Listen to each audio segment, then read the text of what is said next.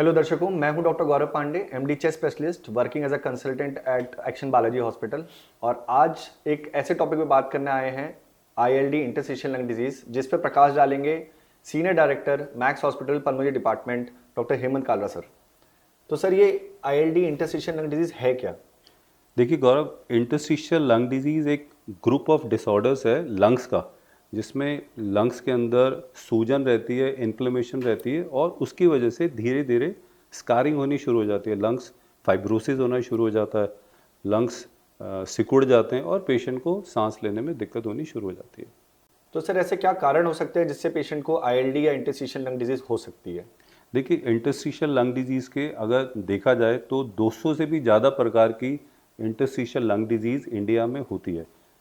India में जो सबसे ज़्यादा कॉमन इंटरस्टिशियल लंग डिजीज़ होती है और जो सबसे ज़्यादा नेग्लेक्टेड है, वो होती है हाइपर सेंसिटिविटी न्यूमोनाइटिस। वो सबसे ज़्यादा होती है।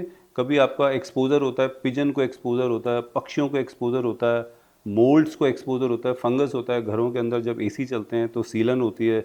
जहाँ कहीं आप जहाँ मवेशी रखते हैं लोग, वहाँ पे चारा पड़ा रहता है, वहाँ पे भी फंगस होता है। तो इन चीज़ों का जब एक्सपोजर होता है तो वहाँ पे हाइपर सेंसिटिविटी न्यूमोनाइटिस होती है और अक्सर लोगों को पता ही नहीं चलता। सबसे इंपॉर्टेंट कारण तो इंडिया में जो सब पे टॉप पे रहता है वो होता है हाइपर सेंसिटिविटी न्यूमोनाइटिस। दूसरे पे होता है जो कनेक्टिव टिश्यू डिसऑर्डर होते हैं, जैसे ऑटो इम्यून डिसऑर्डर होते हैं, जैसे रिमोटॉइड आर्थराइटिस होता है, जॉगरेन सिंड्रोम होता है, स्क्लेरोडर्मा होता है, एसएलई होता है। जो इनसे एसोसिएटेड इंटरस्टिशियल लंग डिजीज़ होती है, इन प्रॉब्लम्स के बाद में जो इंटरस्टिशियल लंग डिजीज़ होती है वो ये दूसरे प्रकार की होती है। तीसरी होती है इडियोपैथिक पल्मोनरी फाइब्रोसिस, जिसको आईपीएफ कहते हैं। ये भी थर्ड नंबर पे और बहुत कॉमन है। ये भी एक तीसरे प्रकार की आईएलडी होती है। और चौथा जो होता है सबसे कॉमन इंडिया में है, वो होते हैं सार्कोइडोसिस होते हैं। मोटे मोटे तौर पे ये चार होते हैं, इंडिया में सबसे कॉमन है। पर इसके अलावा भी 200 प्रकार की आईएलडीज इंडिया में देखने को मिलती हैं। ओके।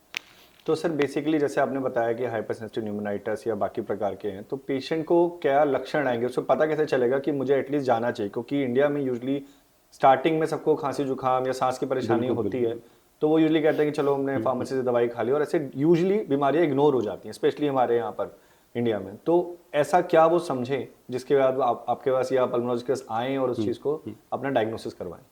देखिए, कोई भी रेस्पिरेटरी प्रॉब्लम में जो रेस्पिरेटरी के जो कार्डिनल सिम्टम्स होते हैं, वो खांसी होती है, जुकाम होता है, बलगम होती है, सांस लेने में दिक्कत होती है, बुखार आ सकता है, चेस्ट पेन हो सकता है। ये तो रेस्पिरेटरी प्रॉब्लम के अगर ऐसी चीज़ें, ये सिम्टम्स आ रहे हैं तो मतलब रेस्पिरेटरी प्रॉब्लम की इन्वॉल्वमेंट है। पर आईएलडी में क्या होता है? आईएलडी में होता है सबसे पहले सूखी खांसी होती है और पेशेंट को सांस लेने में दिक्कत होती है चलते समय, बैठे हुए नहीं होती है। शुरू शुरू में चलते समय सांस लेने में दिक्कत होती है। जैसे जैसे बीमारी बढ़ती है उसको धीरे धीरे चलने में भी दिक्कत होनी शुरू हो जाती है। तो सबसे पहले खांसी और सांस लेने में दिक्कत होती है और उसको जिसको इग्नोर कर दिया जाता है। आप केमिस्ट से जाके दवाई ले लेते हैं, कफ सिरप ले लेते हैं, एक साधारण खांसी समझ के उसको इग्नोर किया जाता है और धीरे धीरे धीरे आईएलडी बढ़ती रहती है। तो सर, जैसे आपने बताया कि क्लिनिकल इवैल्यूएशन हो गया, उसके बाद एचआरसीटी हो गया, और क्या इन्वेस्टिगेशन है, और कौन सी जांचें हैं जो आप मतलब सुझाव देते हैं पेशेंट को कि आपको ये कराना चाहिए, जो और स्ट्रांगली आप उस बीमारी को पकड़ सकें? जैसे क्लिनिकल सस्पिशन हो गया, एग्जामिनेशन हो गया, सीटी स्कैन हो गया, पता चल गया कि भाई पेशेंट को इंटरस्टिशियल लंग डिजीज़ है। उसके बाद पेशेंट अगर क्लिनिकल हिस्ट्री में बताता है कि उनकी उंगलियां नीली पड़ती हैं सर्दियों में, उंगलियों में दर्द रहता है, उंगलियां टेढ़ी होनी शुरू हो गई हैं, ये रिमेटोलॉजिकल डिसऑर्डर की तरफ संकेत देता है। खाना खाने में दिक्कत होती है, मुंह में छाले हो रहे हैं, फोटो सेंसिटिविटी है, तो फिर हम कुछ ब्लड टेस्ट करते हैं।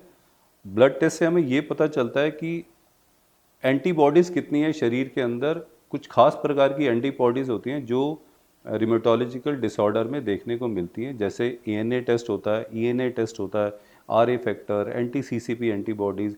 इनसे हमें ये पता चलता है कि आईएलडी कौन सी प्रकार की है और उसी हिसाब से फिर आगे ट्रीटमेंट डिसाइड किया जाता है। तो सर, जैसे आपने बताया कि कोई भी लक्षण लेके आ रहा है और हमने जांचें करा रहे हैं, बट जैसे कि हमारे यहाँ पर इतना वायु प्रदूषण होता है, इतना पोल्यूशन रहता है, पहले बायोमास रह चुका है, इतने स्मोकर्स हैं हमारे यहाँ पर, तो क्या ये चीज़ें भी आईएलडी को बढ़ावा दे सकती हैं किसी के शरीर में? देखिए, स्मोकिंग तो बहुत इंपॉर्टेंट रिस्क फैक्टर है किसी भी प्रकार की इंटरस्टिशियल लंग डिजीज़ के लिए। खास तौर से जो 50 साल से ऊपर के लोग हैं उनके लिए स्मोकिंग क्या करती है, इडियोपैथिक पल्मोनरी फाइब्रोसिस जो सबसे ज़्यादा खतरनाक टाइप की इंटरस्टिशियल लंग डिजीज़ मानी जाती है। उसका स्मोकिंग की सबसे बड़ा कारण है, बट स्मोकिंग और भी तरह की आईएलडीज़ को कर सकती है। साथ में एयर पोल्यूशन है, बायोमास है, किसी भी प्रकार की इंजरी है, जो कोई भी ऐसी चीज़ें जो एक्सटर्नल हैं, जिनका टॉक्सिन्स हैं, जो लंग्स में एंटर करते हैं, तो किसी भी प्रकार की इंजरी हो सकती है। वो ऑक्यूपेशनल भी हो सकती है, हाइपर सेंसिटिविटी निमोनाइटिस भी हो सकती है, पर आईएलडी होना तो पॉसिबल है। पॉसिबल है। तो मतलब ऐसे पेशेंट्स को हमेशा एक ये मतलब एक गाइडेंस है उनके लिए कि उनको अपने आप को रेगुलरली दिखा लेना चाहिए अगर कोई सिम्टम डेवलप हो रहे हैं तो। और कई बार अब बहुत ज़्यादा इन्वेस्टिगेट करते हैं किस प्रकार की आईएलडी है, हमें नहीं पता चलता, और दिल्ली में खास तौर से होता है। तो अब फिर हम मान के चलते हैं कोई ना कोई एयर पोल्यूशन में है, या कुछ ना कुछ कोई ना कोई फैक्टर है जो इंजरी कर रहा है लंग। तो जैसे सर हमारा भारत डायबिटिक कैपिटल है, इट मीन्स हमेशा कहा जाता है कि अरे जीन्स में है, तो क्या ये आईएलडी भी हेरिडिटरी जीन्स के थ्रू हो सकता है किसी को? होता है, पर बहुत ज़्यादा नहीं है। कुछ केसेस में जैसे सार्कोडोसिस है, मैंने देखे हैं कि फैमिली में 2 या 3 लोग सार्कोडोसिस के पेशेंट होते हैं। कनेक्टिव टिश्यू डिसऑर्डर्स में जो ऑटो इम्यून होती है, उसमें हेरिडिटरी का डेफिनेटली रोल है। बट सर यूजली जैसे पेशेंट आता है हमारे पास तो वो कहते हैं कि चलो शुगर है तो फादर मदर को था, ग्रैंडफादर को था, बट आईएलडी के लिए कई बार वो इतने कंफ्यूज स्टेट में होते हैं कि मेरे घर में तो किसी को नहीं है। तो उनको काउंसलिंग मतलब उसको कैसे समझाया जाए, वो जस्टिफाई कैसे करे? क्योंकि आईएलडी इतना वास्ट है ना, इतना बड़ा ग्रुप ऑफ डिसऑर्डर है लंग्स का, जिसमें इतने सारे कॉजेज हैं, और कम से कम मैंने बताया 200 प्रकार की आईएलडीज होती हैं। तो डॉक्टर को समझने में भी टाइम लगता है कि इसका कॉज क्या हो सकता है। कई बार तो हमें तुरंत समझ आ जाता है, पर कई बार हमें बहुत सारी इन्वेस्टिगेशन के बाद में समझ आता है कि किस प्रकार की आईएलडी पेशेंट को है। तो सर जैसे ये आईएलडी है मतलब ट्रीटेबल है? कंट्रोलेबल है। कंट्रोलेबल? अगर आप जल्दी डायग्नोस करते हो तो आईएलडी को वहीं पे हॉल्ट किया जा सकता है, रोका जा सकता है, परंतु ऐसा होता नहीं है, क्योंकि जब हमारे पास पेशेंट आता है तो वो थोड़ा सा बीमारी आगे बढ़ जाती है। वो cough syrup, anti allergic, antibiotic ले लेके आईएलडी को बिगाड़ लेते हैं, और फिर हमारे पास आते हैं। चेस्ट वाले डॉक्टर्स के पास वो तब आते हैं, कई बार तो सीटी स्कैन भी नहीं हुआ होता, उसके बाद फिर हमारा रोल आता है, फिर हम उसको अपने तरीके से ट्रीट करते हैं। सर फिर भी जैसे आप पेशेंट्स देखते हैं, जितने भी हमारे पेशेंट्स हमारे पास आते हैं उसमें ऐसी कौन सी कैटेगरीज हैं जो आप समझते हैं कि ये आईएलडी अगर हमारे पास अभी आया है तो मैं फिर भी इसको बेहतर तरीके से उपचार दे सकता हूँ, मैं जल्दी ठीक कर सकता हूँ, पेशेंट को आश्वासन दे सकते हैं कि ये आप जल्दी रिकवर हो जाएंगे इससे? ठीक है, सबसे पहले तो diagnosis as early as possible, recovery के बहुत अच्छे चांसेस होते हैं। पर आपका जो स्पेसिफिक क्वेश्चन है, कौन सी प्रकार की आईडीज थोड़ा सा प्रोग्नोसिस इनमें अच्छा होता है। सार्कोडोसिस बड़ा अच्छा माना जाता है, अर्ली डायग्नोसिस बेटर होता है। हाइपर सेंसिटिविटी निमोनाइटिस में भी जो एक्यूट होती है या सब एक्यूट टाइप की होती है, अब तो आजकल वो चलता नहीं, बट फिर भी उसमें थोड़ा सा बेटर प्रोग्नोसिस रहता है, पेशेंट्स अच्छा करते हैं अगर डायग्नोसिस अच्छा हो जाए।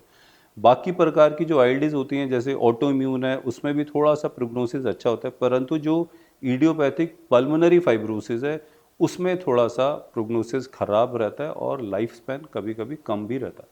तो सर जैसे कि आईएलडी है हमारे लंग को मतलब प्रभाव कर रहा है, लंग पे प्रभाव डाल रहा है, जो डैमेजेस हो रहे हैं उसमें आपने ट्रीटमेंट पार्ट जब दे रहे होते हैं उस पूरे प्रोसेस में पेशेंट की ऑक्सीजन कितनी ड्रॉप होती है और कितनी उसकी डिमांड बनती है, और क्या ऐसे जितना ये सब चल रहा है और ऑक्सीजन में वेरिएशन आ रहा है, क्या उसमें जो एक्सरसाइज है, जो नॉर्मल एक्सरसाइज जो व्यायाम बोलते हैं ना, वो कितना सुरक्षित है करना?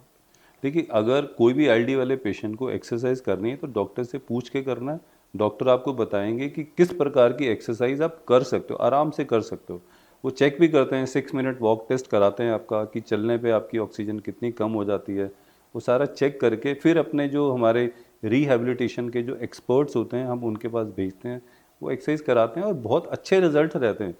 कई बार वो ऑक्सीजन दे के भी एक्सरसाइज कराते हैं, ट्रेडमिल कराते हैं, साइकिलिंग कराते हैं, वेट ट्रेनिंग तक कराते हैं। तो और साथ में न्यूट्रिशन तो होता ही होता है। तो पेशेंट का बहुत ही ज़बरदस्त रिस्पॉन्स रहता है, और हमारे देश में भी रिहैबिलिटेशन बहुत कम है।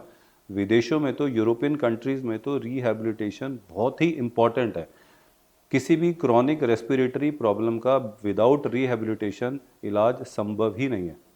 सर जैसे बाकी सब आपने बहुत डिटेल में बताया, बस दो चीज़ें और हैं, क्या वैक्सीन का इसमें कोई रोल है? देखिए, कोई भी मेरे आईएलडी के पेशेंट होते हैं, पहले तो दवाई लिखी जाती है, उनको सारा बता दिया जाता है कि ये दवाई है। उसके साथ मैं साइड पे 4 चीज़ें बहुत इंपॉर्टेंट है जो सबको लिख के देता हूँ। सबसे पहले वैक्सीनेशन बहुत ही इंपॉर्टेंट है। फ्लू की वैक्सीन जो साल में 1 लगती है, निमोनिया की वैक्सीन जो 5 साल में 1 लगती है या लाइफ में 1 बार वाली भी आती है। तीसरी जो वैक्सीन बहुत ही इंपॉर्टेंट है वो शिंग्रिक्स की होती है, वो भी लगाना बहुत ज़रूरी होता है, because mostly patient immunosuppressant drug पे रहते हैं, स्टीरॉयड पे रहते हैं, तो वैक्सीन बहुत इंपॉर्टेंट है। सेकंड नंबर पे अगर पेशेंट की ऑक्सीजन कम रहती है तो ऑक्सीजन थेरेपी बहुत ही इंपॉर्टेंट होती है। लोग लगाना नहीं चाहते, पर उनको अगर समझाया जाए, उसकी इम्पोर्टेंस बताई जाए तो लगा लेते हैं। तीसरा नंबर पे न्यूट्रिशन इज़ वेरी इंपॉर्टेंट, क्योंकि पेशेंट स्टेरॉयड लेते हैं, कैल्शियम की डेफिशिएंसी होनी शुरू हो जाती है, हड्डियाँ कमज़ोर हो जाती है, प्रोटीन इंटेक उनका बहुत कम होता है, एक्सरसाइज करते नहीं है, तो इसलिए उनका न्यूट्रिशन पे ध्यान रखना बहुत ही ज़रूरी होता है। अच्छी अमाउंट में वो वेजिटेबल्स खाएं, फ्रूट्स खाएं, प्रोटीन डाइट लें। अगर वेजिटेरियन फूड लेते हैं तो साथ में आप पनीर खा सकते हो, टोफू खा सकते हो, कोई प्रोटीन पाउडर लिया जा सकता है। तो प्रोटीन क्वांटिटी बहुत अच्छी होनी चाहिए आईएलडी के पेशेंट की। और चौथे नंबर पे पल्मोनरी रिहैबिलिटेशन, तो ये सब करने के बाद लास्ट में जो सबसे बेस्ट माना जाता है वो रिहैबिलिटेशन ही है। माना जाता है। तो सर आप ओवरऑल जितनी हमारी डिस्कशन हुई, इतनी फ्रूटफुल डिस्कशन रही है, इसको अगर आप कुछ लाइंस में पुटअप करना चाहें सो दैट सब समझ पाएं कि एग्जैक्टली उनको करना क्या है। देखिए, इंटरस्टिशियल लंग डिजीज़ अगर जल्दी हम डायग्नोस करते हैं तो बहुत अच्छे तरीके से इसको हम मैनेज कर सकते हैं। डायग्नोसिस पार्ट बहुत अच्छा होना चाहिए। ट्रीटमेंट जो पूरे वर्ल्ड में है, अवेलेबल है, वो इंडिया में भी अवेलेबल है। सभी प्रकार की दवाइयाँ जो वर्ल्ड में है हमारे पास भी हैं, सभी प्रकार के इंजेक्शन, सब कुछ हमारे पास अवेलेबल है। सिर्फ डायग्नोसिस में प्रॉब्लम आती है कि डायग्नोसिस थोड़ा सा डिलेड रहता है, लेट होता है। अगर वही डायग्नोसिस जल्दी हो जाए तो हम पेशेंट को बहुत अच्छी लाइफ दे सकते हैं। Thank you so much sir, आपने इतना डिटेल में बताया एलडी के बारे में। लोग सच में खांसी जुकाम समझ के अपनी बीमारी को बढ़ने देते हैं और बात यहाँ तक आ जाती है। आपने इतना डिटेल में जो बताया है, आई होप हमारे दर्शकों को समझ में आए कि उन्हें अपना ख्याल कैसे रखना है। And thank you so much. Thank you.